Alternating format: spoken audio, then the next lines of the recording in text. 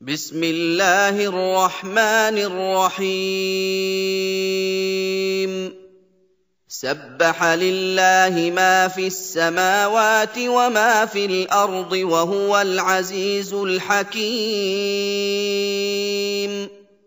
هو الذي أخرج الذين كفروا من أهل الكتاب من ديارهم لأول الحشر ما ظننتم أن يخرجوا وظنوا أنهم مانعتهم حصونهم من الله فأتاهم الله من حيث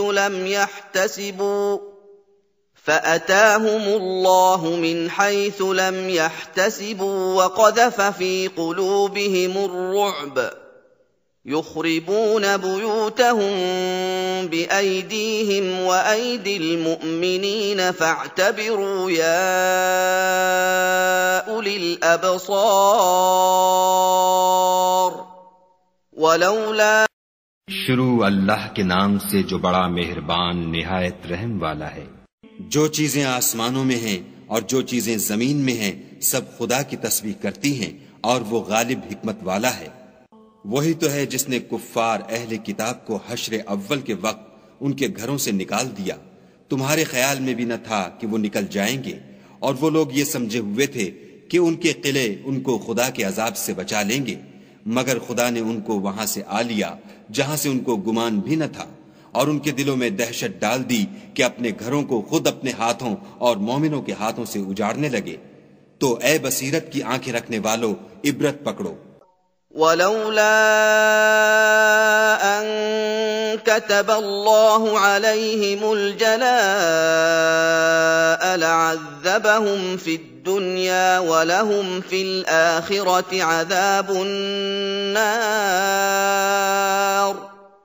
ذلك بأنهم شاقوا الله ورسوله ومن يشاق الله فإن الله شديد العقاب ما قطعتم من لينة أو تركتموها قائمة على أصولها فبإذن الله وليخزي الفاسقين وما أفاء الله على رسوله منهم فما أوجفتم عليه من خيل ولا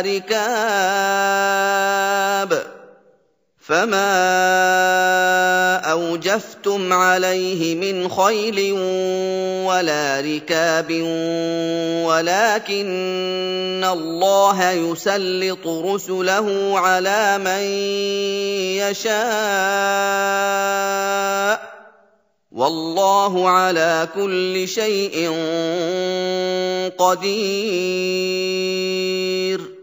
और अगर खुदा ने उनके बारे में जिला वतन करना न लिख रखा होता तो उनको दुनिया में भी अजाब दे देता, और आखिरत में तो उनके लिए आग का अजाब तैयार है। ये इसलिए कि उन्होंने खुदा और उसके रसूल की मुखालिफत की, और जो शख्स खुदा की मुखालिफत करे तो खुदा सख्त अजाब देने वाला है। मोमिनों, खजूर के जो दरख्त तुमने काट डाले या उनको अपनी जड़ों पर खड़ा रहने दिया सो खुदा के हुक्म से था, और मकसूद ये था कि वो नाफरमानों को रुस्वा करे। और जो माल खुदा ने अपने पैगंबर को उन लोगों से लड़ाई भिड़ाई के बगैर दिलवाया है उसमें तुम्हारा कुछ हक नहीं, क्योंकि उसके लिए न तुमने घोड़े दौड़ाए न ऊंट, लेकिन खुदा अपने पैगंबरों को जिन पर चाहता है मुसल्लत कर देता है, और खुदा हर चीज पर कादिर है। ما أفاء الله على رسوله من أهل القرى فلله وللرسول ولذي القربى واليتامى والمساكين فلله وللرسول ولذي القربى واليتامى والمساكين وابن السبيل كي لا يكون دولة بين الأغنياء منكم وما آتاكم الرسول فخذوه وما نهاكم عنه فانتهوا واتقوا الله إن الله شديد العقاب. للفقراء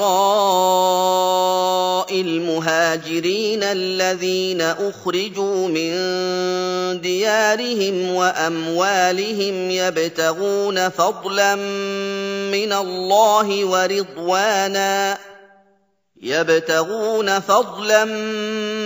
الله ورضوانا وينصرون الله ورسوله أولئك هم الصادقون. जो माल खुदा ने अपने पैगंबर को देहात वालों से दिलवाया है वो खुदा के और पैगंबर के कराबत वालों के और यतीमों के और हाजतमंदों के और मुसाफिरों के लिए है, ताकि जो लोग तुम में दौलतमंद हैं उन्हीं के हाथों में न फिरता रहे।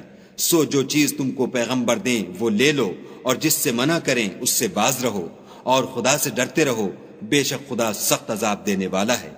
और उन मुफलिसान तारिकुल वतन के लिए भी जो अपने घरों और मालों से खारिज और जुदा कर दिए गए हैं और खुदा के फजल और उसकी खुशनुदी के तलबगार और खुदा और उसके पैगंबर के मददगार हैं, यही लोग सच्चे ईमानदार हैं।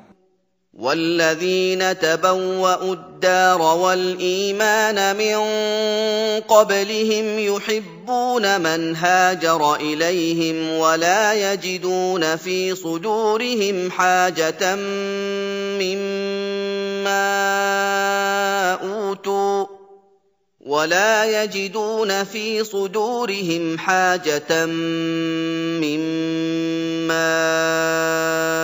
أوتوا ويؤثرون على أنفسهم ولو كان بهم خصاصة ومن يوق شح نفسه فأولئك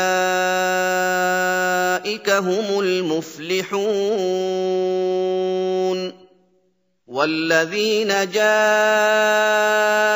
من بعدهم يقولون ربنا اغفر لنا ولإخواننا الذين سبقونا بالإيمان ولا تجعل في قلوبنا غلا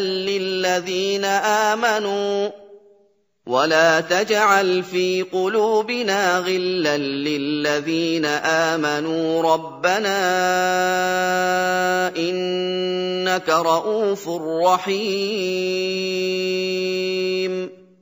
और उन लोगों के लिए भी जो मुहाजिरीन से पहले हिजरत के घर यानी मदीने में मुकीम और ईमान में मुस्तकिल रहे और जो लोग हिजरत करके उनके पास आते हैं उनसे मोहब्बत करते हैं और जो कुछ उनको मिला उससे अपने दिल में कुछ ख्वाहिश और खलिश नहीं पाते और उनको अपनी जानों से मुकद्दम रखते हैं, खा उनको खुद एहतियाज ही हो। और जो शख्स हिर्स से नफ्स से बचा लिया गया तो ऐसे ही लोग मुराद पाने वाले हैं। और उनके लिए भी जो उन मुहाजिरीन के बाद आए और दुआ करते हैं कि ऐ परवरदिगार हमारे और हमारे भाइयों के जो हमसे पहले ईमान लाए हैं गुनाह माफ फरमा और मोमिनों की तरफ से हमारे दिल में कीना और हसद न पैदा होने दे। ऐ हमारे परवरदिगार तू बड़ा शफकत करने वाला मेहरबान है। ألم تر إلى الذين نافقوا يقولون لإخوانهم الذين كفروا من أهل الكتاب لئن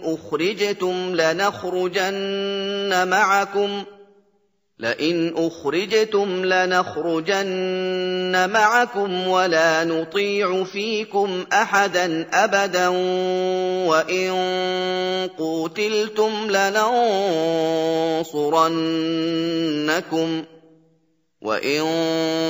قوتلتم لننصرنكم والله يشهد إنهم لكاذبون. لئن أخرجوا لا يخرجون معهم ولئن قوتلوا لا ينصرونهم ولئن نصروهم ليولن الأدبار ثم لا ينصرون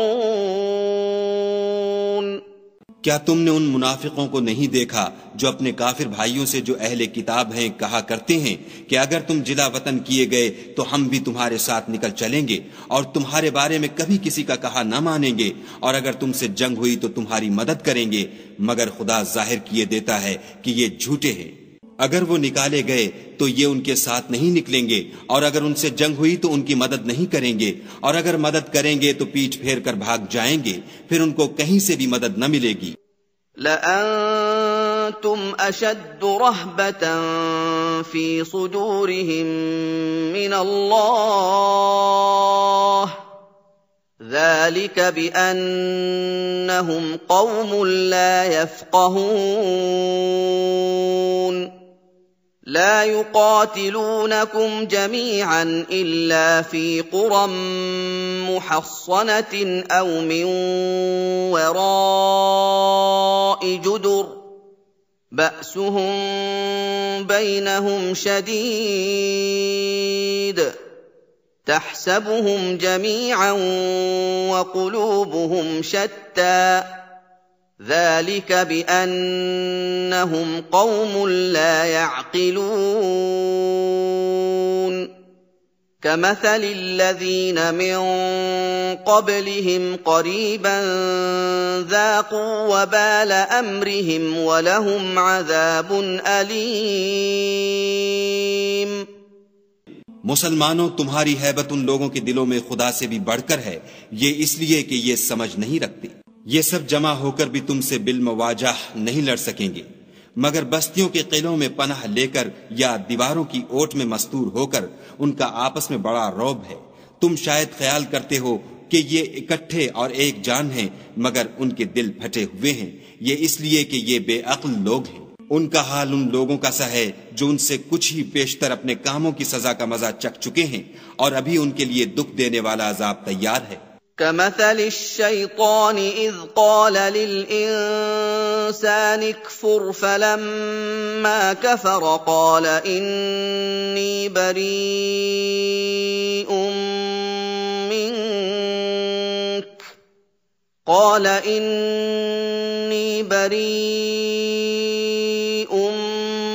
منك إني أخاف الله رب العالمين فكان عاقبتهما أنهما في النار خالدين فيها وذلك جزاء الظالمين يا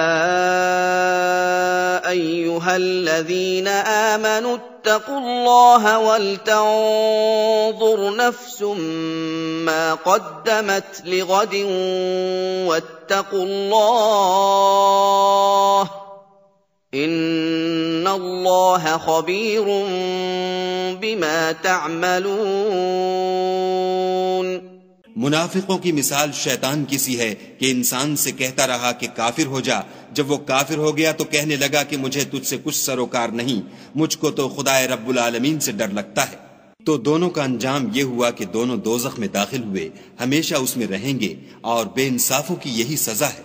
ऐ ईमान वालो, खुदा से डरते रहो और हर शख्स को देखना चाहिए कि उसने कल यानी फरदाए क़यामत के लिए क्या सामान भेजा है। और हम फिर कहते हैं कि खुदा से डरते रहो, बेशक खुदा तुम्हारे सब आमाल से खबरदार है। वला तकूनू कल्लज़ीना नसुल्लाह फ़अंसाहुम अनफुसहुम उलाइका हुमुल फ़ासिक़ून। لا يستوي أصحاب النار وأصحاب الجنة أصحاب الجنة هم الفائزون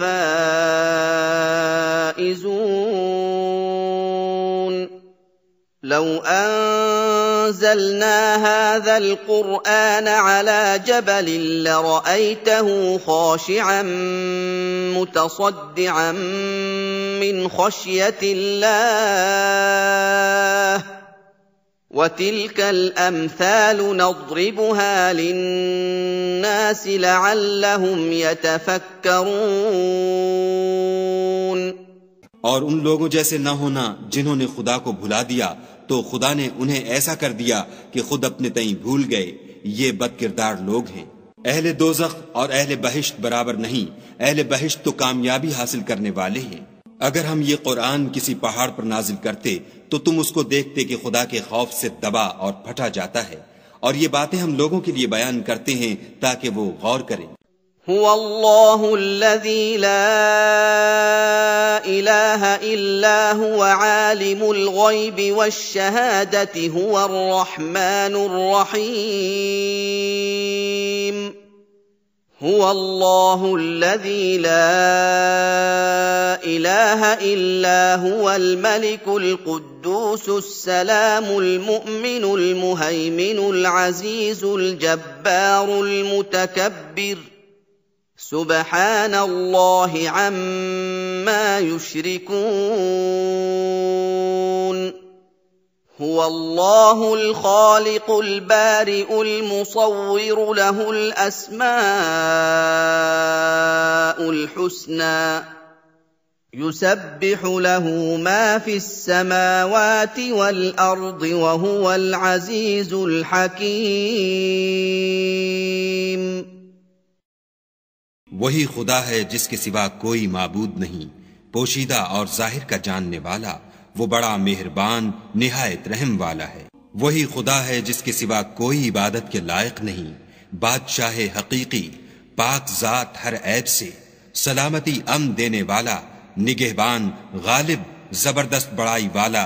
खुदा उन लोगों के शरीक मुकर्रर करने से पाक है।